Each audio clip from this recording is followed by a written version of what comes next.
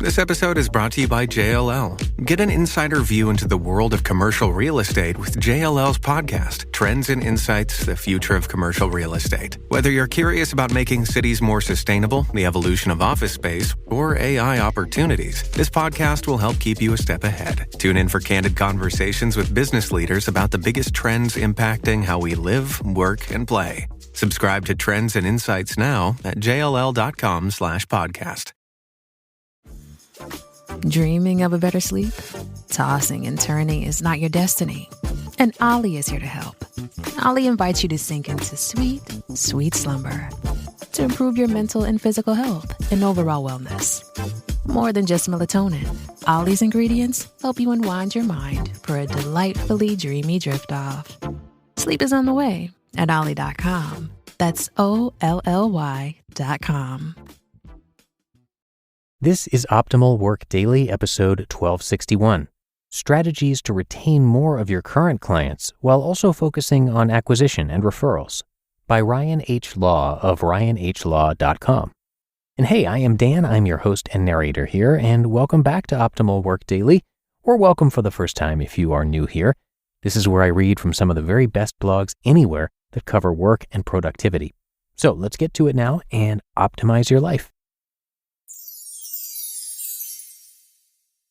Simple Strategies to Retain More of Your Current Clients While Also Focusing on Acquisition and Referrals, by Ryan H. Law of ryanhlaw.com. My wife and I have been with T-Mobile as our cell phone provider for many years.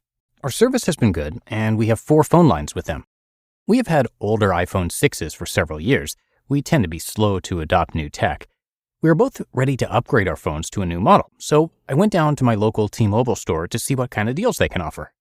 They have lots of promotions out right now because of the rollout of 5G-capable phones, so we thought that surely they could offer us something. The sales guy looked over the available promotions and said, "Well, I can offer you a discount on a new phone if you add a new line." We don't need a new line. "Okay, if you have an iPhone that is just a few models old, I can trade it in for a new model on a discount. I have an iPhone 6 that is going to one of my daughters." "Sorry, I don't have anything." "But you have all these promotions for new customers." "Yeah, those are only for new customers. You don't qualify because you're already with us." "So T-Mobile is willing to lose a longtime customer? You realize I can go to any of the other stores in this area and get new phones and probably a lower cost monthly plan, right?" "I don't know what to tell you. We hope you won't leave." We're now in the process of switching over to Verizon. We ended up with 4 brand new phones for a very low price, a lower cost plan, and about $300 in credits that will pay our cell phone bill for several months. By the way, I know I may have to go through this process again in a few years. I did ask Verizon about updates for existing customers, and he said they work really hard to retain. We'll find out if that's true or not in a few years. The whole process got me thinking, why is T-Mobile, and every other carrier, willing to lose a long-time customer to gain a new one? Isn't customer loyalty worth something? Doesn't it cost a lot more to attract a new customer than to retain an old one? And how does any of this relate to financial planning? It turns out it is a lot more expensive to get a new customer. In fact, it is 5 to 7 times more expensive to get a new client versus keeping your current customers happy. Of course, financial advisors need to focus on both acquisition and retention, just like any other business owner. Your biggest threat as an advisor is not your current clients leaving, though. Most of them will stick around. However, only 2% of their children will stay with you when that wealth is transferred, and 80% of widows will leave you within 18 months of becoming a widow. Why do they leave? For the most part, it is because you have no relationship with them. The vast majority of those who leave say they don't think you care about them. What are some strategies you can use to retain more of your current clients while also focusing on acquisition and referrals? To find out, I read some articles and research on the most effective tactics for marketing to your current customers. One of the best methods is content marketing through email and social media.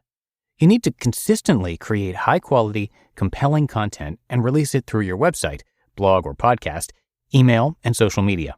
Be sure to invite your clients to follow you on these channels. What about retaining your client's surviving spouse and heirs?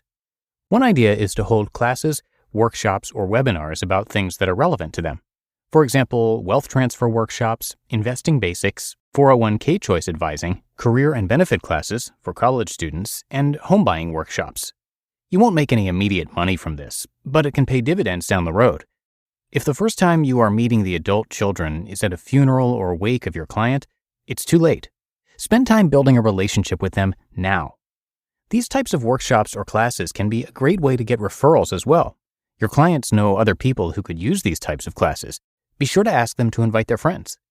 Your clients are the best source of topics. Ask them what they or their children would find useful. And the final idea I have to share to retain your clients' children and spouse is diversify your team. Most people prefer to work with someone of the same age, gender, and race. If you are an older white male advisor, which is the norm, you should strongly consider bringing in some younger advisors into your practice and make sure you have a diverse team, meaning race and gender. Some reports said that most women and some men would prefer to work with a female advisor. If you don't already have female advisors on your team, what are you waiting for? As a side note, make sure you pay them as much as your male advisors. That's a topic for a different column, though. Consequently, our female graduates in the personal financial planning program tend to command higher salaries and more flexible working conditions than our male graduates, so be willing to pay them more if you want the best female graduates. Conclusion.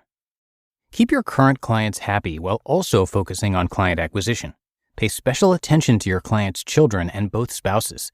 Some ideas to do this are through high-quality content marketing, classes, and workshops, and having a diverse team. What is one thing you can do this week to focus on keeping your current clients happy and reaching out to their children? Action step. Talk to your clients and see if there's a workshop you can offer that would be of value to them and or their children. You just listened to the post titled Simple Strategies to Retain More of Your Current Clients While Also Focusing on Acquisition and Referrals by Ryan H. Law of ryanhlaw.com. We're driven by the search for better. But when it comes to hiring, the best way to search for a candidate isn't to search, but match. If you need to hire, you need Indeed. Indeed is your matching and hiring platform with over 350 million global monthly visitors and a matching engine that helps you find quality candidates fast. And Indeed doesn't just help you hire faster. 93% of employers agree Indeed delivers the highest quality matches compared to other job sites. One of the things I love about Indeed is that it makes hiring all in one place so easy because Indeed's matching engine is constantly learning from your preferences. So the more you use Indeed, the better it gets. And listeners of this show will get a $75 sponsored job credit to get your jobs more visibility at Indeed.com/startup. So just go to Indeed.com/startup right now and support our show by saying you heard about Indeed on this podcast. Indeed.com/startup. Terms and conditions apply. Need to hire? You need Indeed. You don't need me to tell you that something always comes up when you're running a small business. Take the pain out of payroll benefits and HR and put the joy back in running your business with Gusto. Gusto's payroll and HR services can make it a little easier. Gusto was designed for you, the small business owner. They take the pain out of running a business. Automatically calculating paychecks, filing payroll taxes, setting up open enrollment. Gusto does it all.